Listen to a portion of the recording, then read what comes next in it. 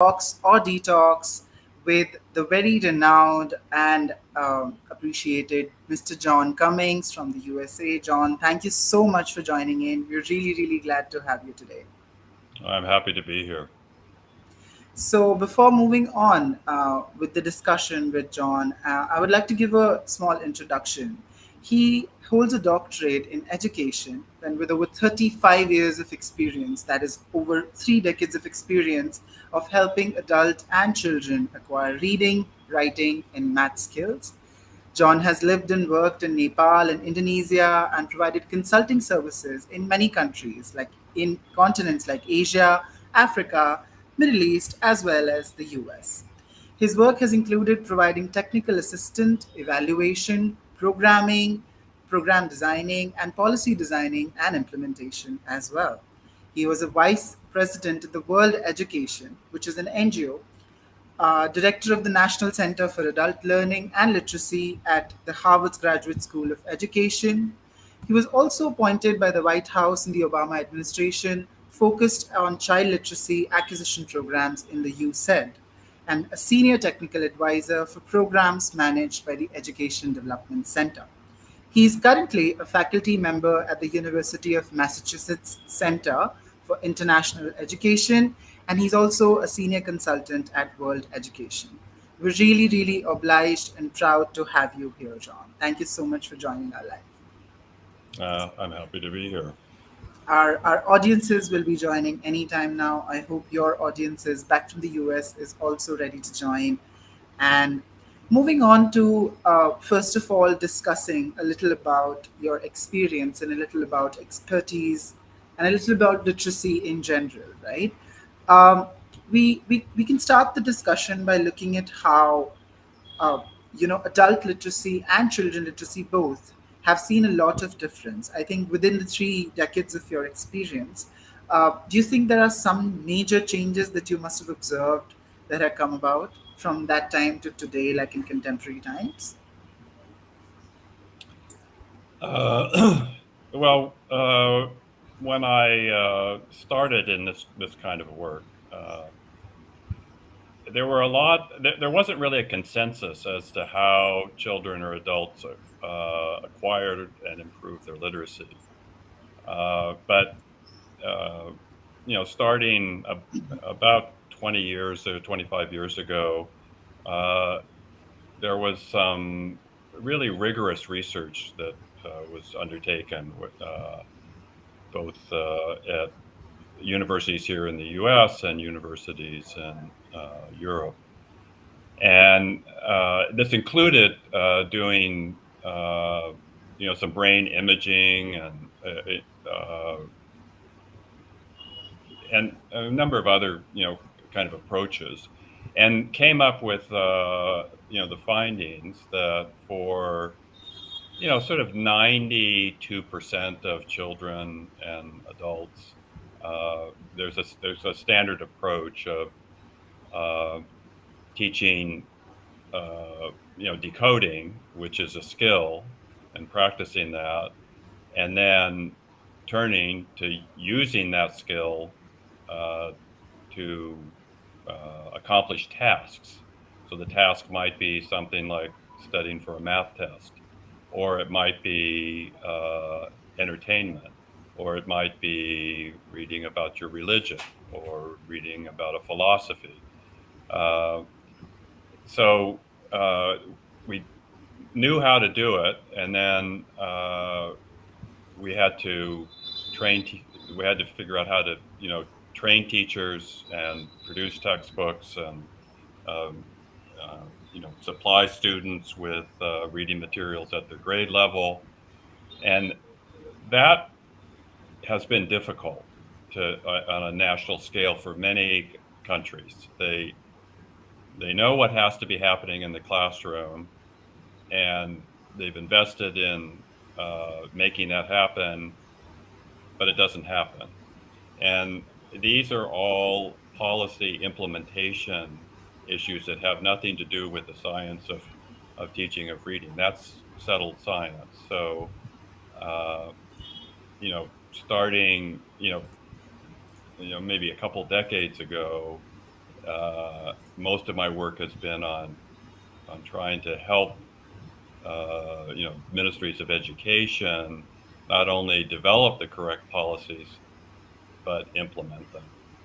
And there are, it's a very complicated system to produce good good teaching in every classroom, uh, whether it be a child's classroom or an adult literacy program.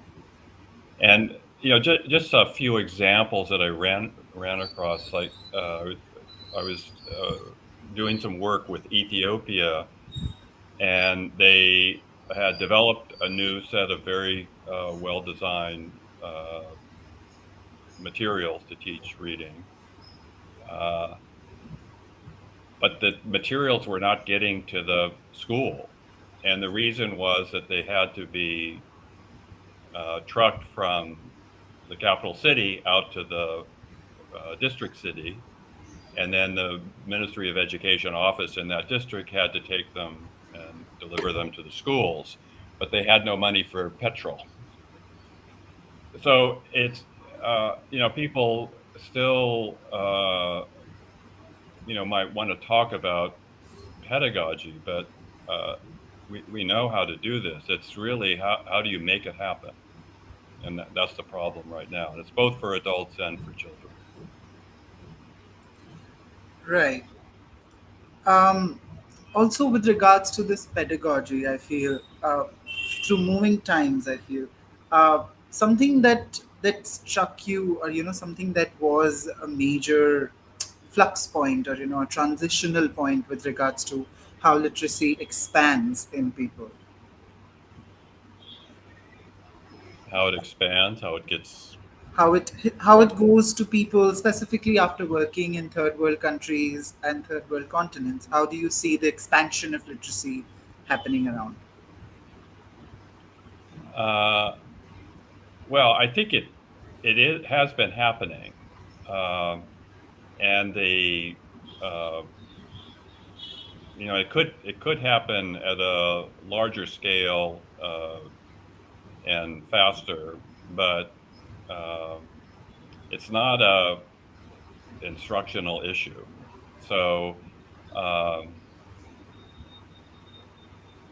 about 10 years ago, when I was working for the Obama administration, one of the projects that I worked on was experimenting with the use of technology to provide both instruction but also practice. And we looked at a number of different issues within the process of a child learning to Right. to read, and experimented with ways in which technology could help. Uh, and it's it can I think it can play a role, but it's the issue is that the children would need a device, and that device would need electricity. And so you have to solve those two problems. And while I was working for the government, I tried to get the USAID to fund somebody to develop a tablet that was only could be used to learn to read and to do math and to have things to read. And you know the the cheapest possible tablet could have hundreds, if not thousands, of Right. books on it. That it's so, uh, and it can provide direct instruction to children. Uh, and so we did experiment a little bit with that, and then the um, we came up with a number of apps that people use, and we evaluated them, and they worked well. Uh, not only that, but I found, I was, I wondered how children who had never seen technology might respond to it. And uh, I worked, I was on a board with the X Prize, which, puts out these uh, sort of prizes, and then people can win them by doing whatever it is that the prize is about. And so they put one out about a tablet uh, uh, app that would teach children how to read in Swahili. And there were four or five, I think there were five finalists, and the X Prize, sent the tablets out to Tanzania, and they filmed the test with children. I got to see the video, and these were kids who had never used any technology, and almost immediately they were learning and enjoying it.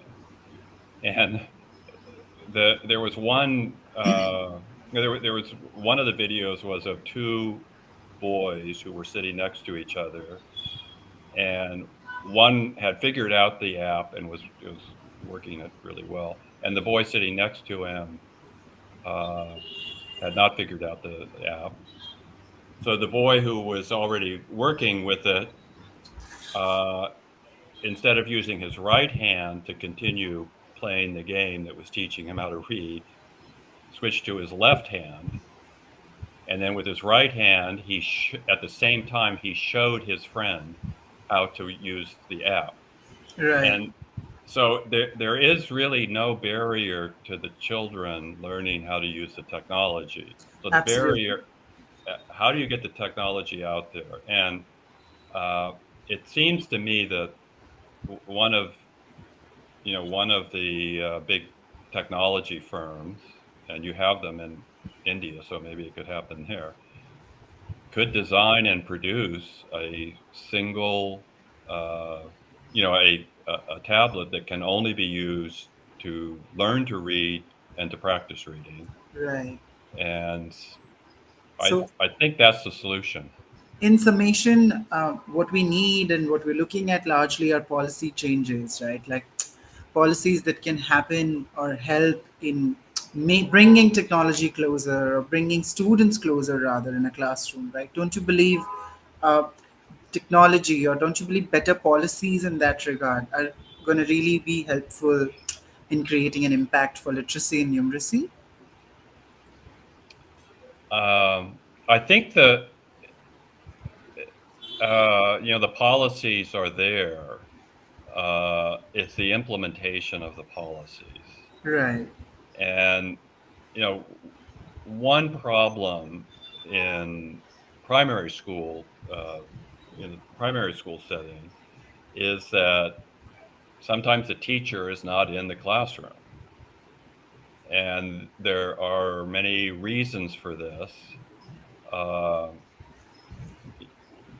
you know, I I did sit down with some teachers in Nepal once and ask them how many days could they be missing from school, and they were able to have home leave, if there was an emergency or whatever, and there were holidays, and then there were what when I finally kind of totaled the whole thing up, they only had to be in the classroom about half the time. So, uh, and I can see why they wouldn't be in the classroom, and it was because they were posted, uh, a 10-day walk from where their Oh, wife and their children lived. And they weren't subsidized to bring them where they were, but also, uh, the family didn't want to move. They wanted to stay with the grandparents and so forth. So I think there are a lot of problems in just having the teacher in the classroom every day, or almost every day, Hmm. and these are peculiar to each Ministry of Education. There are rules Right. about this, uh, and then some of it is maybe the teachers are are just not, are just going off to have tea for a while and letting the kids do whatever they want to do. But so it's a skill. You have to spend time on it. Somebody has to look at that problem and solve it. And you know, I could offer maybe some suggestions, but I don't. I think it's something that each ministry has to work out. So to make sure that the teacher is there and teaching them, and then on top of that, children have to have textbooks. Sometimes the textbooks are there, but the children don't get to use them because they'll ruin them. I mean, there are so many barriers to this that I think for a Ministry of Education to solve this problem, they have to have people, a few people going out and sitting in a school and watching what's going on and identifying the problems, the barriers to it, to a Right. teacher actually being in the classroom and teaching. I think the role of a teacher also very much matters in this regard, right? Because since forever, what rote learning teaches us at large is that your teacher is your in charge of the classroom. But I think when children start to interact with themselves and when peers start to interact with themselves, I think the role of a teacher starts to sort of enhance into more of a galvanizer or a facilitator of this conversation, right? And Right. I think in that sort of sense, it's very important that the teacher then becomes not a controller, but a facilitator to these students talking to each other, discussing with each other, right? Uh, yes, I think in the beginning, in first grade, they're going to need a lot more help than they're going to need in the second and third and fourth grade. So I think that children can take on uh, you know some of some of these responsibilities, and that technology, if we can make it cheap enough and reliable enough, and provide it, some kind of solar charging, could play a role in both giving children more, sufficient time on task, but also providing them with better instruction than the instruction that they're getting from their teachers. Right. John, in one of the papers that you have written, or one of the journals of UNESCO, you've mentioned about systemic changes for adult education or adult literacy, so to speak. Yeah. When we talk of that concept in a developing country, simply because you've also worked in second and third world countries a lot with regards to Asia, Indonesia, and Middle East and more of those countries. When we talk of changes of those systematic changes in literacies, where do you place the responsibility, or where do you place that the most amount of work is required in this particular field? Well, it it starts at the ministry, the central ministry office, and there are tasks that have to be accomplished, and they have to be accomplished on time. So, Right. getting the books out to the schools at the time, and making sure that the books are there, but also making sure that the books are being used. Because I have seen schools where the books are in the library and the children aren't allowed to use them because they might ruin them. So it it the components of a system that would provide good instruction, uh, it are well known. and are not difficult to do. Right. But the reason I wrote that systems article is it's not just the Ministry of Education. It's there's a Ministry of Finance has to get involved in this. Let's discuss it Uh, beyond the ministry in that sense. Who all do you find included or involved in this process of expansion of literacy? uh, well, the headmasters or mistresses of the schools and the teachers, of course.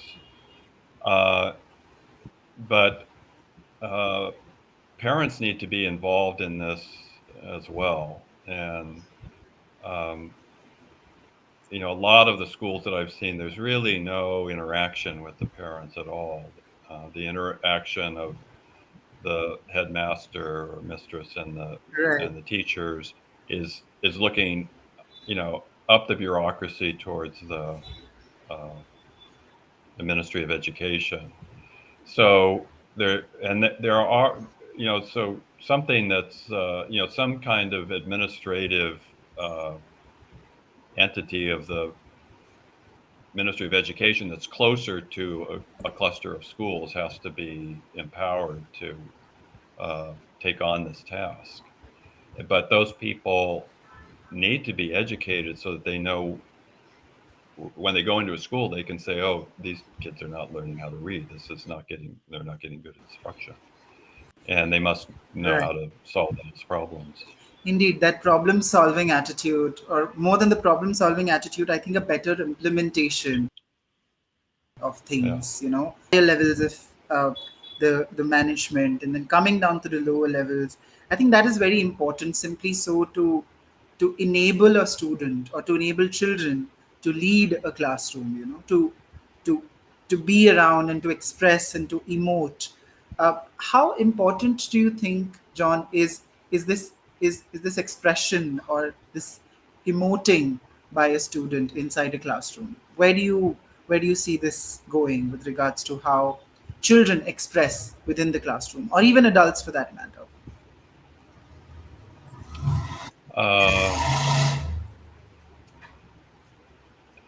yeah. Well, um, children in a lot of classes that I've observed, children are just sitting in their desks and Right. either being quiet and listening to the teacher, or they're doing some kind of sort of call and response. And there have been some experiments. I saw some video of one that took place in Egypt, where they rearranged the classroom and had tables with four chairs, and four students were sitting around the tables, and the teacher was giving each table a task, and then the four children did the task together. And Right. got this was a middle school science class, but um, the the learning was very active, and the impact on their learning was quite significant. So, uh, yeah, teachers have to be trained uh, to see children as active participants in their learning. Absolutely. um, with regards to the same idea of the active participation, how successful do you think is the process of peer learning? When one child teaches the other and vice versa, when it keeps going on. Let's say both of us are sitting in a classroom, and my benchmate or the person that I'm sitting with teaches me, and this keeps going on. How successful do you think is such a pedagogy when it comes to making adults or making people literate and numerate? Because peer learning has been proven to engage more students in the classroom. Yeah, anything that engages the students in uh, their own learning and the learning of their peers is is is going to have a positive impact. You know, students sitting Right. passively and being lectured to is not an efficient way. And even just going into a classroom and watching the children as they're being lectured, you can see that their attention has you know gone over to the Yeah, the game, attention this flags. Yeah. the child who are sitting next to them and so forth. So it's it's not the it's there are times in which the teacher should do direct teaching, but there are also Right. times when students should work on these issues themselves. Right. And I think that the issue with when you mention about watching a lecture or watching a teacher lecture, what comes to rote learning, adaptive rote learning has transferred to and has been transported to patients. Uh, when we talk of rote learning, do you see uh, any alternate measures? There are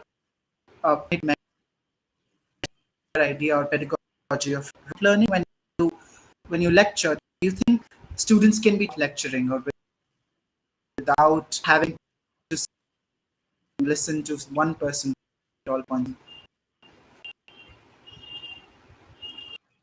Well,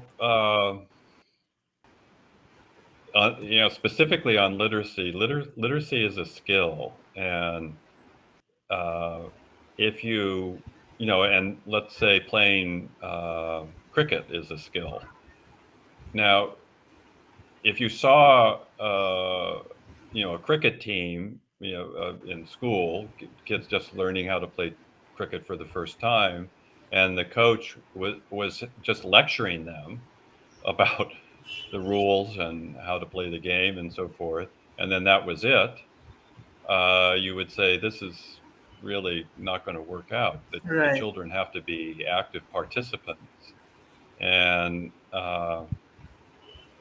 children can teach each other, and children can figure some of these things out on their own. And so, all three uh, approaches to education have to be combined, and it's particularly true when when you're trying to acquire a skill as opposed to just knowledge.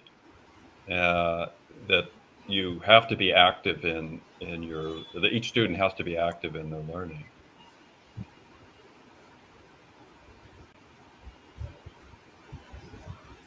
um, absolutely. The interacting on these measures is really really important. I think also something more more depth. Actually, I was going through your publications and published have been there on the UNESCO's journals about the instruction and the language of that go on in early literacy and in early grade. A little more on the idea of and how you see it taking a shape with regards to early grade literacy specifically.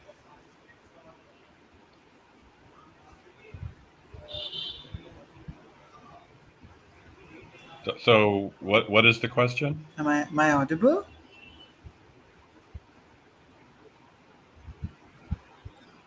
Can you Uh, hear me, John?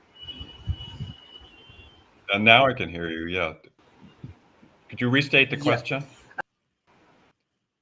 Yeah, I was asking that language of instruction and the language of teaching literacy programs and in early grade mentions. How do you imagine it?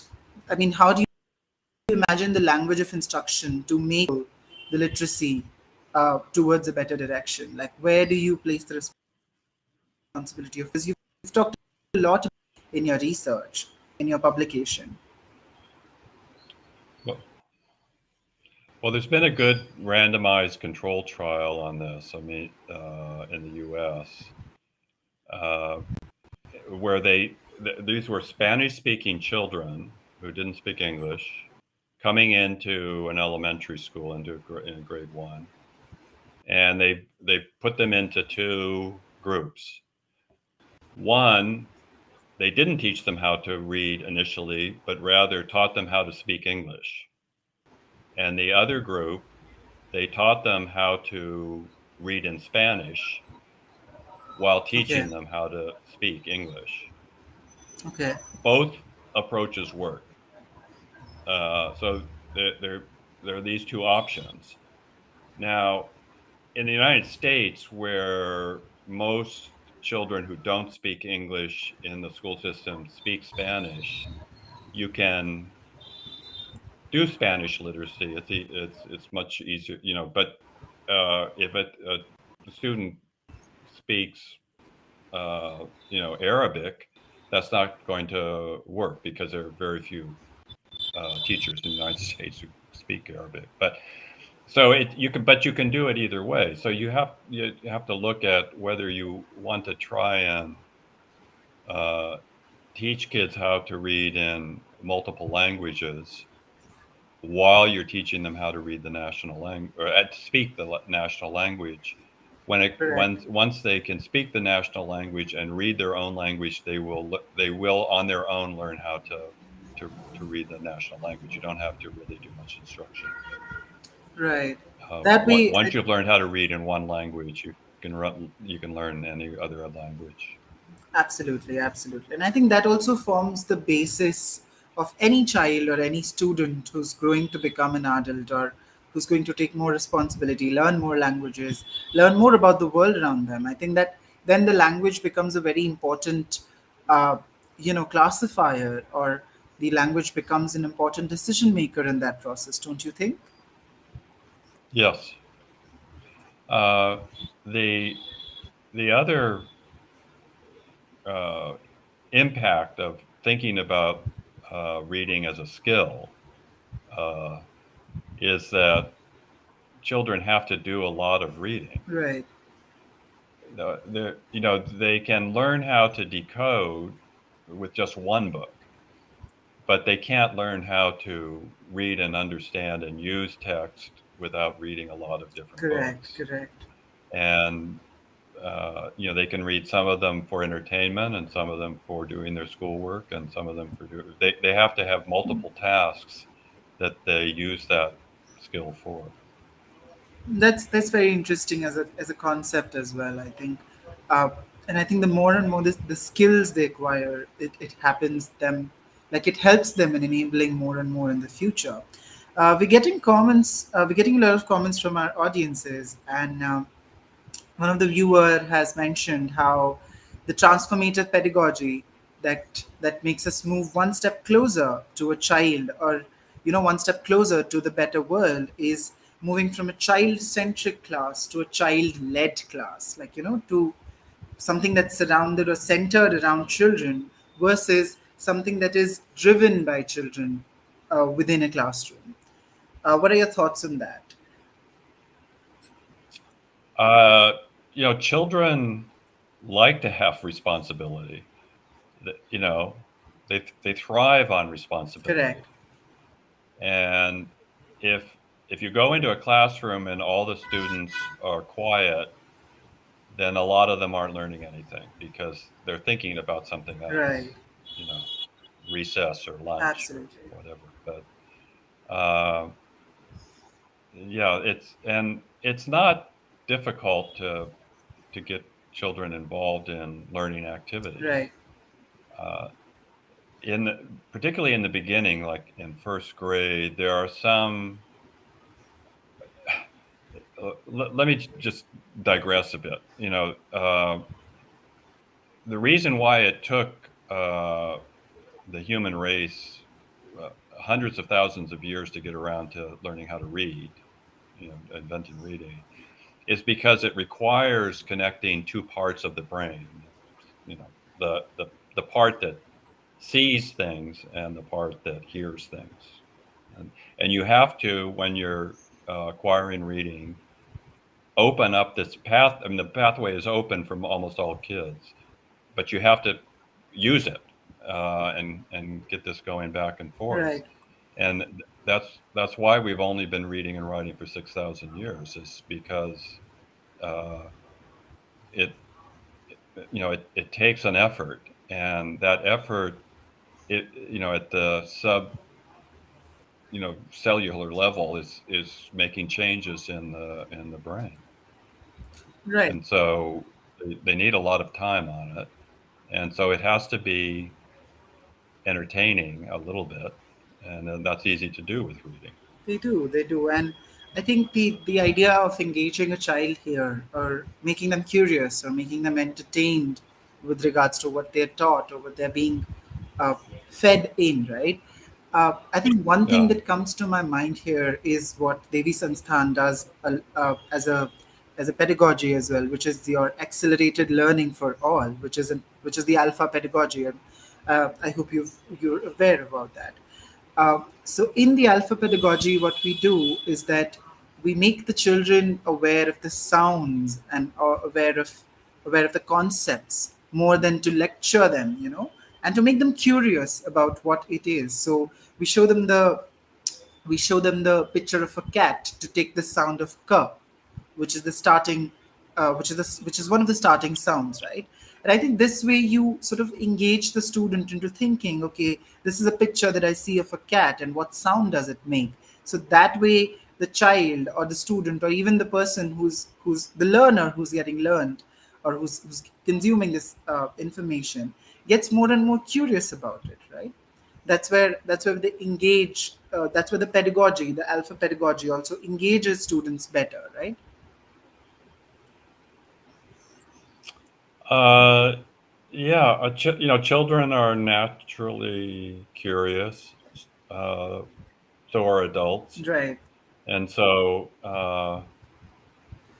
they, particularly now, and except maybe in some remote villages and so forth, children and adults who don't know how to read know that there's something going on here that they don't have access to, and there is a motivation. Both adults and children who don't read have a motivation to read. So it's uh, the your pedagogy has to work with them, and if they see themselves learning how to read and improving, they'll have their own internal motivation. Most of them will have Absolutely. their own internal motivation. Uh, That's very insightful on there. I'd like to also go on to a little bit asking about your personal experiences with regards to, these 3 decades that you've worked along. Anything that you'd like to mention for our audience? Any experience that you'd like to tell us with regards to something that made you think that, okay, this is how we make literacy more efficient, or this is what I'm here for. uh, well, um, because it's a skill, uh, you have to make it interesting to the student. Right. And with children, that's a lot easier because the whole world is new to them, and they're more than happy to read a story about a talking elephant and so forth. Uh, with adults, adults have a different life, and they're interested in different things. And this is one of the uh, sort of elements of Paulo Freire's approach, and Paulo Freire informed all of the adult literacy work that I did. Uh, you have to find the, the sort of concepts that are going to produce an interest on the part of your students. And uh, the adult literacy programs that I helped design and implement uh, used his keyword approach, uh, and you know pictured that word within the you know everyday life of the students, so that they began with a discussion of that word and what it means. And the first classes that he used, that he implemented in Brazil, the first word that people learned was brick. Okay. And the reason he chose brick was because it was a brick making town. There was a brick everybody was employed in making bricks. And the discussion was, how hard it is to make bricks, the kind of it's a heavy work. You have to carry them around from place to place. But it was also, why is it that none of us live in brick houses? We make the That's a bricks, very, but we very can't afford interesting a brick question. house. And that was, and this was his first literacy class that he designed, and this discussion came up on their own. I mean, he didn't pose that question. The adult students started talking about this. We should be able to afford a brick house. We're not paid enough money.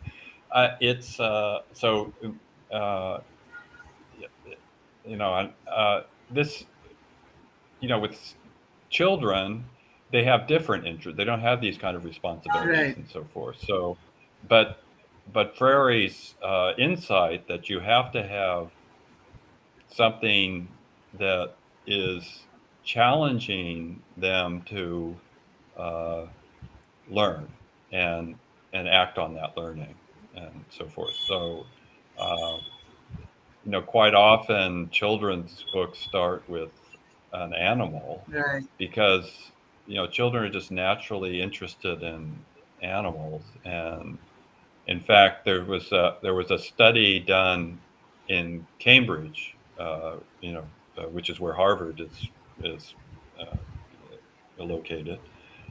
Um, and this is an urban area, and they uh, watched new parents pushing their child around and out and getting some fresh air, and what they were talking to their children about, children who couldn't talk back, and they were always saying, oh, look at the dog, look at the cat, look at the bird.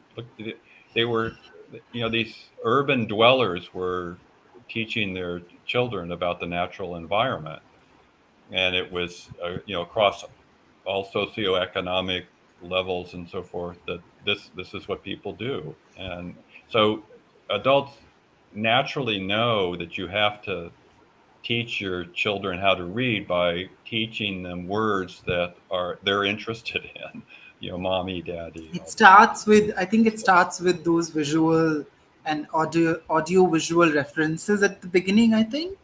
And then that Yeah. goes on to parents also taking care that their child learns basic things.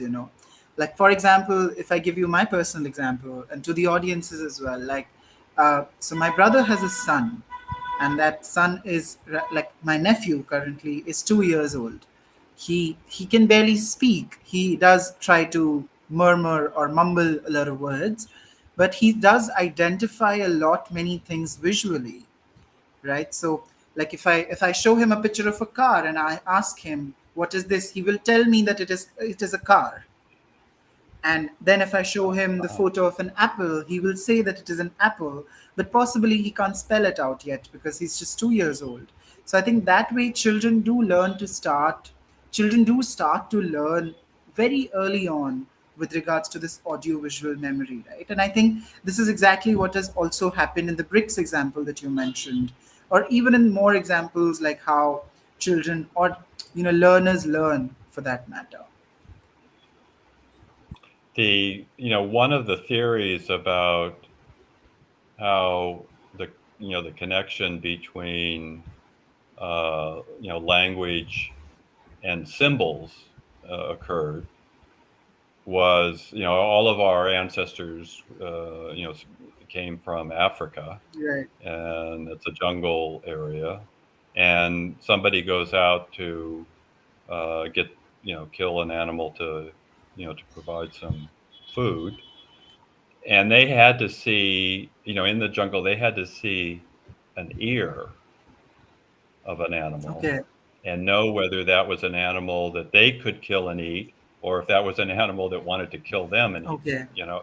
Okay. And so, the this part of the brain started looking at symbols, and it had to translate it into run. It had to into language, and that this opened up this connection between as far as the evolution of the human brain. This is the people who could do that. Uh, got more to eat and didn't get eaten as much. So Yeah, it's just a genetic.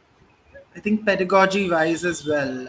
If we have to take the example of the jungle or the reference of how identification happens with regards to pedagogy, with regards to literacy in general, I think measures which carry on a symbolism, measures which carry on a symbol to learn, because I think usually visual symbols like pictures or like colors or like sounds, audiovisual symbols, become very important for children to grow around, right? Because then they start identifying the world around them through those symbols, correct? Yeah, And I think that would also happen in the example where you identify from the ear whether the animal will kill me or I will yeah. I will prey on the animal. Very, very insightful, John. Let's talk a little bit more about your work at World Education and what World Education is all about. Would you like to take our audiences to that? Yeah, I'm not a full-time employee there anymore. I'm just a consultant that they pull in on various activities. So I don't know everything that they're doing, but uh, world education started in India, in Lucknow, with Lucknow Literacy House. It was a woman named Wealthy Fisher, an American, whose husband was I forget which religion, one of the Protestant religions. He was a pastor and had a church in Lucknow, I guess. So, it, and she wanted to. She was interested in liberating the women and girls of India, and she thought they had to learn how to read to be able to do that. And so she set up classes and so forth. And she did a lot of other things. Uh, there was some kind of an insurance scheme at that time that the government had, and people in living in rural villages knew nothing about it, and she got women together and taught them about it, and they helped people get this and so forth. So but she believed in literacy, and she then when she came back to the United States, she had lived in China and worked there for a long time, and then in India. After she got married, her husband, moved to India, so that's how she got there.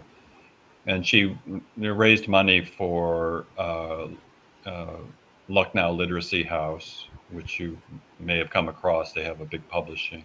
I don't know. I haven't been there for a Correct, long correct. I time, but have. they had a big publishing Yeah, with outside Lucknow. And so the World Education was just the fundraising, the U.S. fundraising wing of Lucknow Literacy House. And then, USAID got interested in literacy. And so then they started getting government funding to do work, not just in India, but all over the world. And their technical staff who would help design learning books and your educational approaches for the teachers and so forth uh, were all affected by uh, Paulo Freire's writing and his approach to literacy. So they all use this keyword and discussion approach. Uh, so uh, now they've kind of you know, branched out, and they've added things like small business development and skill training and some other kinds of things. And they got involved in helping the adult literacy system in the United States, which for the most part addresses the needs of new immigrants. So teaching people how to speak English, but then also how to read and write English. and uh, that's I did that for quite a long time, and then the U.S. government got interested in funding research in, in the United States into adult literacy, and uh, they funded a research center for 5 years, and that research center in didn't really do a very good job. So uh, I had been doing some work and teaching at Harvard's Ed School, and I talked to the dean, and I said, I think I can get this, write a proposal for this, and I did, and so we I got to run a national research and development center on adult That's really literacy in the United amazing. States, and uh, there's now been a lot of uh, solid research, including brain imaging and so forth, about learning how to read. And so you know, the, uh, the approach to teach, what you have to teach and kind of the sequence and so forth is kind of settled science. But particularly, well with children, but definitely with adults, you have to have there has to be something in their life that this is either interesting, makes it interesting to them, Absolutely. or it helps them in their livelihood or what. So you have to, in both cases, the issue is not how to teach, but how to engage How the to student engage, yeah. long enough, because it's a long process It is, for both adults and children. which is And what I think. some Yeah, please. some languages like Hindi are easier because there's one, each letter has its own sound, and then some are difficult like English. Right, absolutely. I think it is a long process indeed. It will take time, and which is what I think Devi Sansthan is also working towards with the Literacy Now movement, with Alpha, with the FLN movement, because foundational literacy is something that does take time to impact and to be penetrated into the structure or the system in a much more deeper way, right? Uh, it's been a wonderful conversation with you, John. I would like to bring it towards a closure with some more questions, if you don't mind. Uh, First up, where do you see the future of literacy and the efficiency of literacy going towards? Uh, well, I I think it's clearly technology, and there are new technologies that could probably do a better job, but they're expensive. So I think we should look at the cheapest possible technology, uh, you know, and kind of incorporate that into the instruction. Right. There still has to be a human presence in some way of a teacher or a guide, but I think a lot of the instruction can move on to technology if we can find a, a way to get an inexpensive and uh, you know both uh, tool, but also access to electricity. So The technology solar is where you place solar the power, yeah. responsibility. Technology is where you And place. in India, I mean India, the whole, in the around the world, it's technology is mostly Yeah, run by Indians. So it's they're doing all the work, and absolutely. so if somebody could solve this problem to come up with a cheap, reliable uh, tool that an adult or a child could use on their own without a teacher, it's probably it's somebody who lives in your country, so, or is whose parents were born in your country and Really, really they excited live to in see. Silicon Valley. Really excited to see how that pans out, honestly. Okay. Before closing this live session, John, anything that you'd like to tell our audiences back in the USA or here in India, what would be your message to the audiences around expanding literacy and around making literacy, adult literacy specifically, stronger?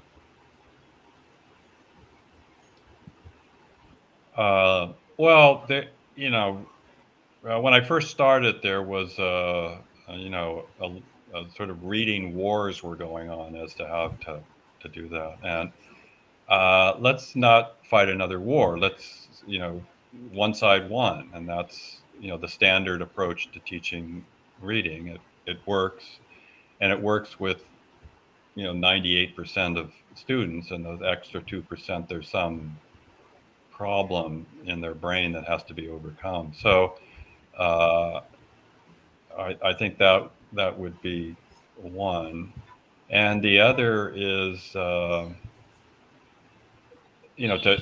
first the second is to keep your eye on this prize. That I I India had this $1 billion program with the World Bank where they improved the teaching in uh, primary school, and after they were they had finished that, they asked a couple of people to come out and evaluate it. And I was one of the evaluators, and they sent me to they sent us to look at schools. And they sent me up to Himachal Pradesh, and so it was pretty close to the Nepali border. And I'd been a Peace Corps volunteer in Nepal, so I could speak Nepali, understand the kids at the particularly at the fifth grade level.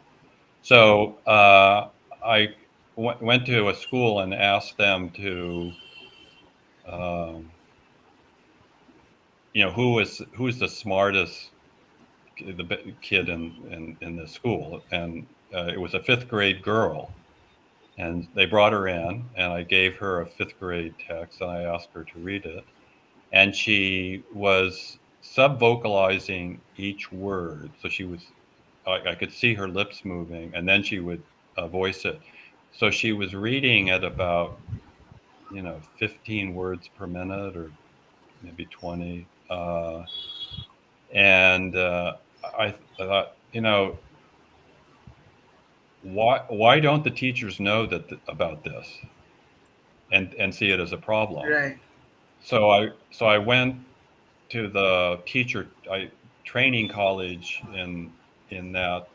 Uh, I forget what they called it at that time, but the nearest teacher training college, and I asked who teaches the the teacher training college students how to teach reading to children, and they said we don't have a class on the teaching of reading. Do you know how to? Could you could you give us a lecture? Uh, so you know, this is the most important thing that schooling does is teach kids how to read. Absolutely. And this was a long time ago, so I'm sure that that problem has been addressed.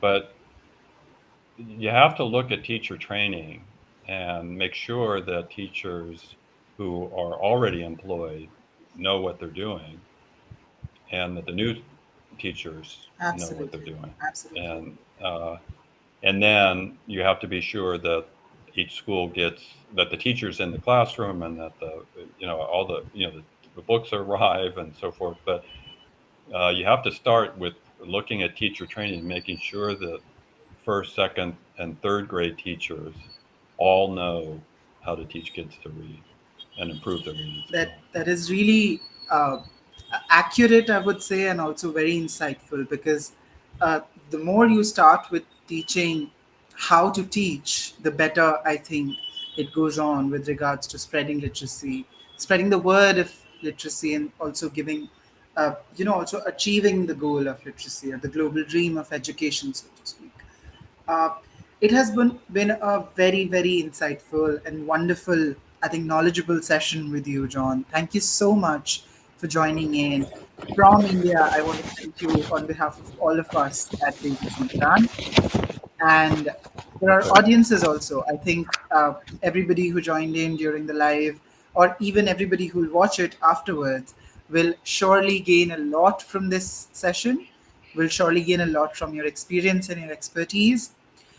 You can catch all the videos on our YouTube channel. And to our audiences watching it from all across the world, thank you so much for joining in. It has been a wonderful experience in this live. We will see you again at another version of Detox. Have a great day. Okay, thanks a lot. I really enjoyed this. Thank you, John.